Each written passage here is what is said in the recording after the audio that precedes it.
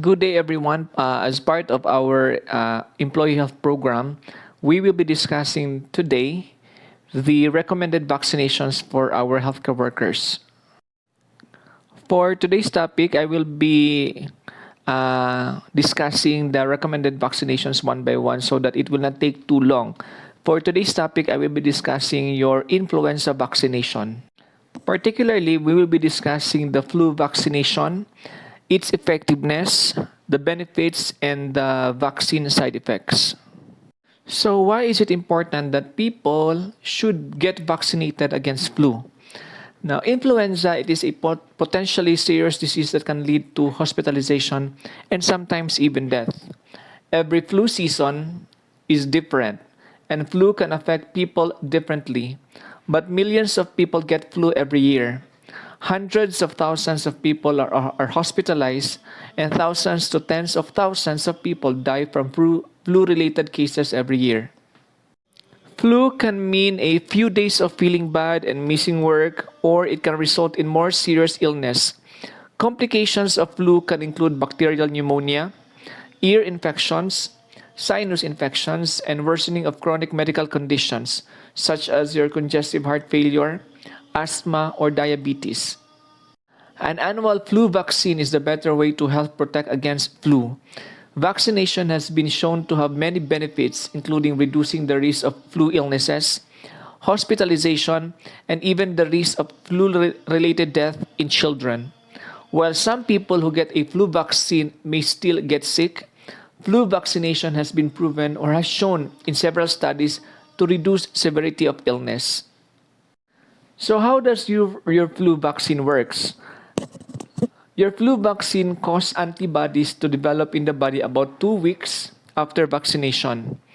These antibodies provide protection against infection with circulating influenza viruses.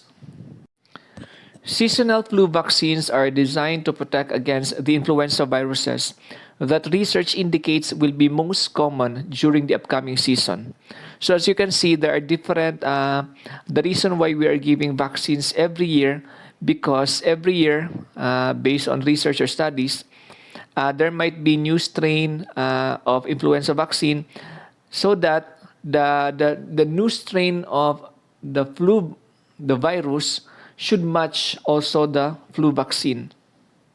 Just like with our COVID-19, there are different strains or variants, and hopefully the vaccine that was made by some pharmacists or scientists, it is applicable for the new variants or other variants of your COVID-19.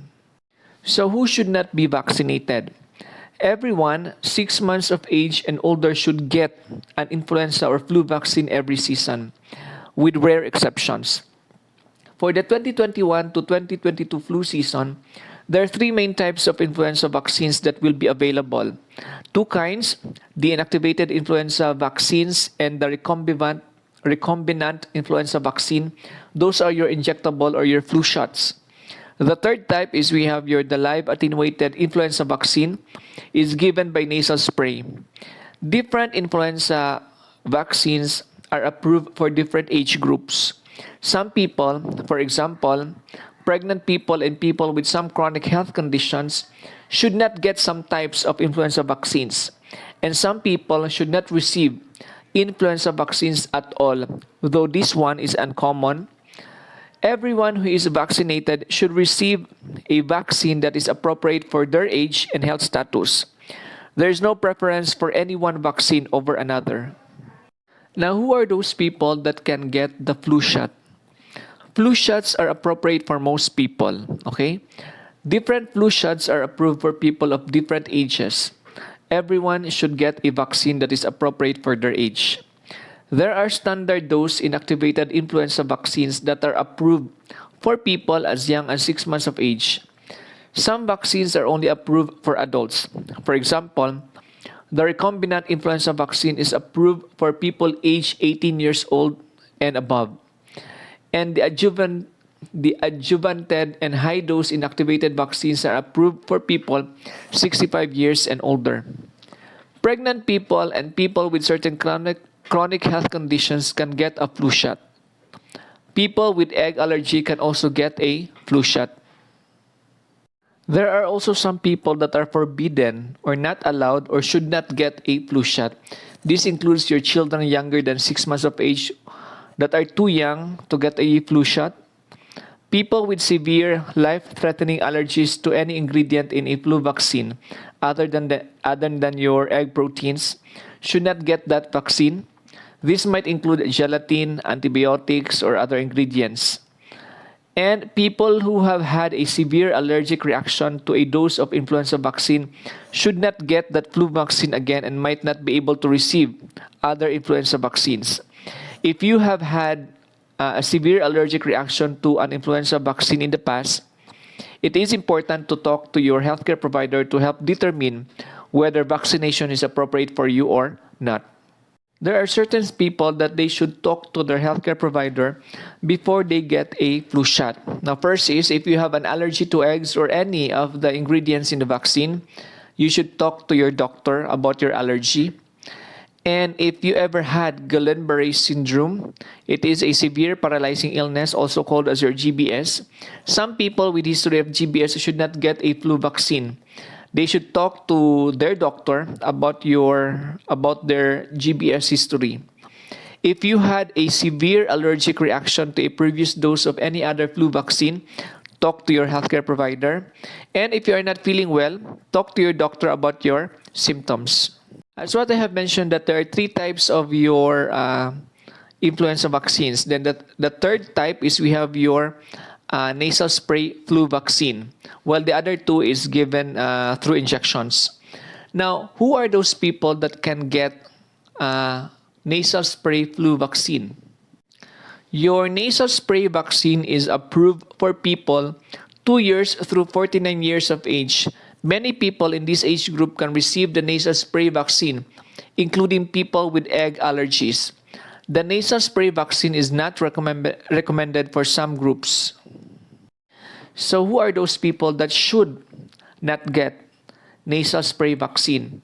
First is children younger than 2 years of age, adults 50 years of age and older, people who have had a severe or life-threatening allergic reaction to any ingredient in the nasal spray vaccine other than your egg proteins, people who have had a severe allergic reaction to any flu vaccine, children and adolescents 2 to 7 years of age who are receiving aspirin or salicylate-containing medication.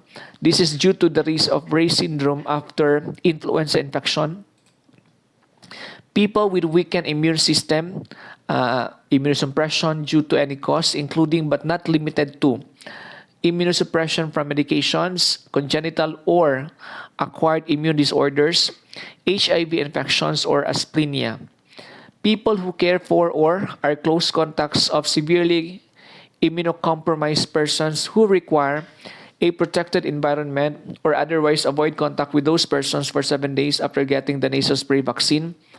Pregnant people, children 2 years to 4 years who have asthma or who have had a history of wheezing in the past 12 months. People with CSF leaks, people with cochlear implants, people who have recently taken influenza antiviral drugs. This depends on the specific influenza antiviral medication that was taken and how recently the last dose was taken. Take into consideration the reason why we are not giving, or there are some groups that should not receive your nasal flu vaccine because these are live attenuated vaccine. So these are just a weakened virus or weakened influenza virus. So when should someone or one person should be vaccinated with your influenza vaccine? Your influenza vaccine is best given before flu begins spreading in your community. September and October are generally good times to be vaccinated against flu. Ideally, everyone should be vaccinated by the end of October. However, even if you are not able to get vaccinated until November or later, vaccination is still recommended because flu most commonly peaks in February and significant activity can continue into May. Furthermore, there are some additional considerations concerning the timing of vaccination for certain groups. This includes adults, especially those 65 years and older, should generally not get vaccinated early in July or August because protection may decrease over time. But early vaccination can be considered for any person who is unable to return at a later time to be vaccinated. Second, children can get vaccinated as soon as vaccine becomes available, even if this is in July or August. Some children need 2 doses of flu vaccine. For those children, it is recommended to get the first dose as soon as the vaccine is available because the second dose needs to be given at least 4 weeks after the first dose. And early vaccination can also be considered for people who are in the 3rd trimester of pregnancy because this can help protect their infants during the first months of life when they are too young to be vaccinated. So why is it that the Ministry of Health or CDC or any other agencies are promoting to take your vaccine, to take your flu vaccine every year? Your flu vaccine is needed every year for 2 reasons. First, a person's immune protection from vaccination declines over time. So an annual flu vaccine is needed for optimal protection. Second, because flu viruses are constantly changing, the composition of your flu vaccines is reviewed annually, and vaccines are updated to protect against the viruses that research indicates will be most common during the upcoming flu season. For the best protection, everyone 6 months and older should get vaccinated annually. How effective is influenza vaccination is? Influenza or flu vaccine effectiveness can vary. The protection provided by a flu vaccine varies from season to season and depends in part on the age and health status of the person getting the vaccine and the similarity or match between the viruses in the vaccine and those in circulation. During years when the flu vaccine match is good, it is possible to measure substantial benefits from flu vaccination in terms of preventing flu illness and complications. However, the benefits of flu vaccination will still vary depending on characteristic of the person being vaccinated. For example, their health and age, what influenza viruses are circulating that season, and potentially which type of flu vaccine was used. Common question: can I get a seasonal flu even though I got a flu vaccine this year? Yes, it's possible to get sick with flu even if you have been vaccinated, although you won't know for sure unless you get a flu test. This is possible for the following reasons. You may be exposed to a flu virus shortly before getting vaccinated or during the period that it takes the body to gain protection after getting vaccinated. This exposure may result in you becoming ill with flu before the vaccine begins to protect you. Antibodies that provide protection develop in the body about 2 weeks after vaccination. Next reason, you may be exposed to a flu virus that is not included in the seasonal flu vaccine. There are many different flu viruses that circulate every year. A flu vaccine is made to protect against the 3 or 4 flu viruses that research suggests will be most common. Lastly, unfortunately, some people can become infected with a flu virus a flu vaccine is designed to protect against, despite getting vaccinated. Protection provided by flu vaccination can vary widely, based in part on health and age factors of the person getting vaccinated. In general, a flu vaccine works best among healthy younger adults and older children. Some older people and people with certain chronic illnesses may develop less immunity after vaccination. Flu vaccination is not a perfect tool, but it is the best way to protect against flu infection. What are the benefits of getting flu shots? There are many reasons to get an influenza or flu vaccine each year. Flu vaccination is the best way to protect yourself and your loved ones against flu and its potentially serious complications. First benefit that you will have once you get your flu shot is flu vaccine can keep you from getting sick with flu. Flu vaccination prevents millions of illnesses and flu-related doctor's visits each year. During seasons when flu vaccine viruses are similar to circulating flu viruses, flu vaccine has been shown to reduce the risk of having to go to the doctor with flu by 40% to 60%. Number 2, flu vaccination has been shown in several studies to reduce severity of illness in people who get vaccinated but still get sick. Number 2, flu vaccination has been shown in several studies to reduce severity of illness in people who get vaccinated but still get sick. There was a study conducted on the year 2021. It showed that among adults, flu vaccination was associated with at least 26% lower risk of ICU admissions and a 31% lower risk of death from flu compared to those who were unvaccinated. Third, flu vaccination can reduce the risk of flu-associated hospitalization. Flu vaccination prevents tens of thousands of hospitalizations each year. For example, during 2019 to 2020, flu vaccination prevented an estimated 105,000 flu-related hospitalizations. Number 4, flu vaccination is an important preventive tool for people with certain chronic health conditions. Flu vaccine has been associated with lower rates of some cardiac events among people with heart diseases, especially among those who have had a cardiac event in the past year. Moreover, flu vaccination also reduces the risk of a flu-related worsening of chronic lung diseases like your COPD, requiring hospitalization. Among people with diabetes and chronic lung disease, flu vaccination also has been shown in separate studies to be associated with reduced hospitalization from a worsening of their chronic condition. Number 5, flu vaccination helps protect pregnant people during and after pregnancy. Vaccination reduces the risk of flu-associated acute respiratory infection in pregnant people by about one-half. In 2018 study, it shows that getting a flu shot reduced a pregnant person's risk of being hospitalized by flu by an average of 40% from 2010 to 2016. And a number of studies have shown that in addition to helping to protect pregnant people from flu, a flu vaccine given during pregnancy helps protect the baby from flu for several months after birth when he or she is too young to be vaccinated. 6, flu vaccine can be life-saving in children.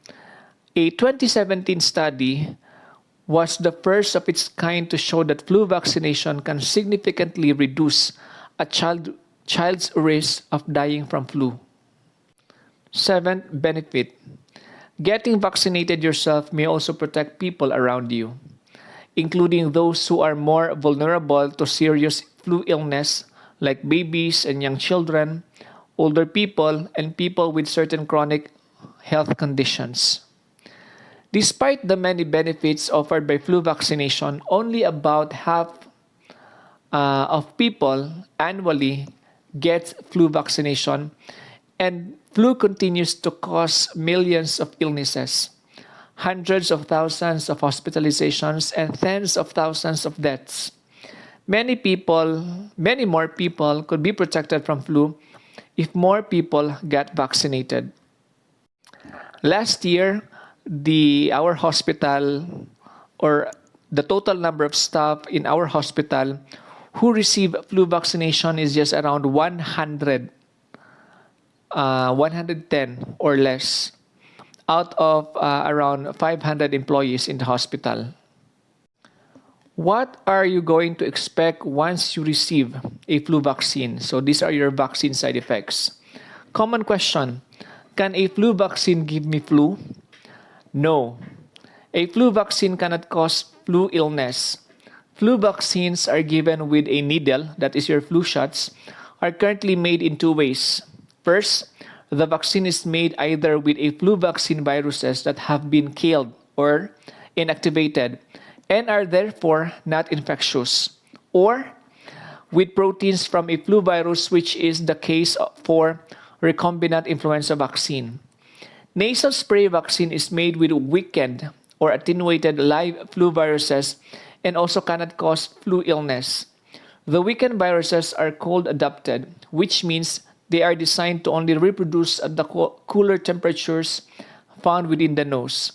The viruses cannot reproduce in the lungs or other areas where warmer temperatures exist.